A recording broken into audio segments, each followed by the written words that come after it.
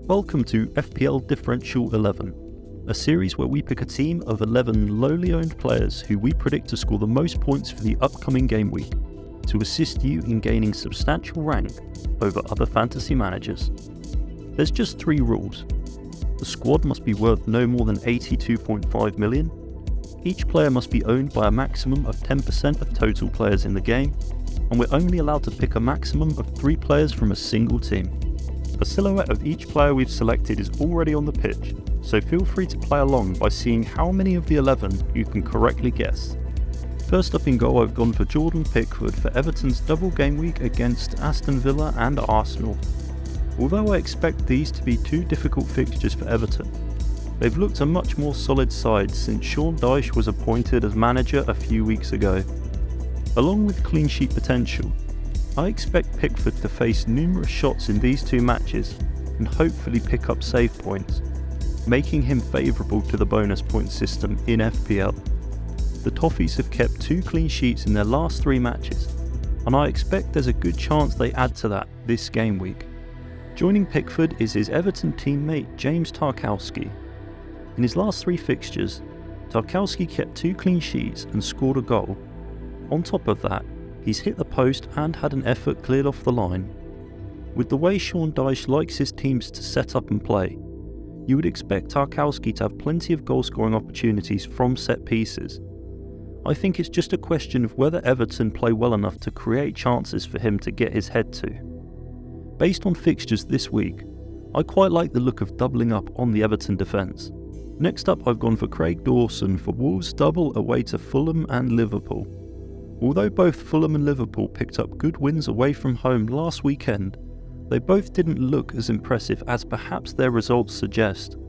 Since Gameweek 17, Wolves have picked up some decent momentum, and on the whole, they look defensively more solid. Although Dawson only joined Wolves' back line within the last month, he's shown time and time again over the years that he's a real goal threat from set pieces. Finally, in the back 3 this week, I've selected Andy Robertson for his double game week versus Crystal Palace and Wolves. On paper, it looks like Liverpool have the best fixtures this week, especially from a defensive point of view. The good thing with going for Robertson is that if he were to lose his clean sheet, there's always the chance of an attacking return. Although Liverpool have been leaky in defence throughout the entirety of the 22-23 season thus far, they've kept 2 clean sheets in their last 2 matches and will be boosted by the return of key players from injury. First up in the midfield, it's Jack Grealish for Man City's away game versus Bournemouth. I think we can all agree that other than Haaland, the whole City team are frustrating to own when it comes to FPL, with surprise benchings and unexpected blanks. Pep has recently applauded Grealish for his performances, and I expect him to continue getting starts in that left wing position. Although it's difficult to see City blowing teams away like they did last season, you'd fully expect them to get the 3 points in this one against a relegation-threatened Bournemouth. Another player who's recently shown some decent form is Cody Gakpo, with 2 goals in his last 2 matches, and that's why he joins the Differential 11 for his double game week against Crystal Palace and Wolves. Although players like Jota and Firmino have returned from injury and are slowly being introduced back into the Liverpool lineup, I expect Gakpo to start up front more often than not, playing a number 9 role. In FPL, Gakpo is listed as a midfielder, so he's arguably playing out of position in a team that loves to attack. Although Abdoulaye Doucouré has yet to return in the Premier League this season, I like the look of him as a punt for the double game week. I've already spoken about how Dyche loves to play long balls over the top and get plenty of crosses into the box.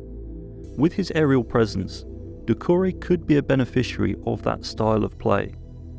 It's difficult to assess Doucouré's season, as he's been injured for the majority of it, but from previous years we know that he's a box-to-box player that loves to get forward whenever the opportunity presents itself. Next up in midfield, I'm going for Ruben Neves again for his double game week versus Fulham and Liverpool. Wolves were perhaps unfortunate to lose last week against Bournemouth, but their form has improved since the Premier League returned in December. I've gone for Neves here because with the array of set pieces Wolves are likely to get over 180 minutes, you would hope Neves is able to pick up something. Along with that, he's a key passer of the ball, and he might be able to capitalise on teams who play a high line, like Liverpool. Finally, to make the midfield, it's James Ward-Prowse for Southampton's away match against Leeds.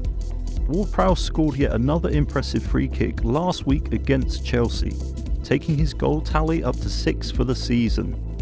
This will be a real 6-pointer against a struggling Leeds side, and if Southampton are to get anything from the game, I expect Ward-Prowse to be involved. With the recent departure of manager Nathan Jones, my hope is that the Saints start to play some more fluid attacking football and go for wins, especially considering their precarious league position.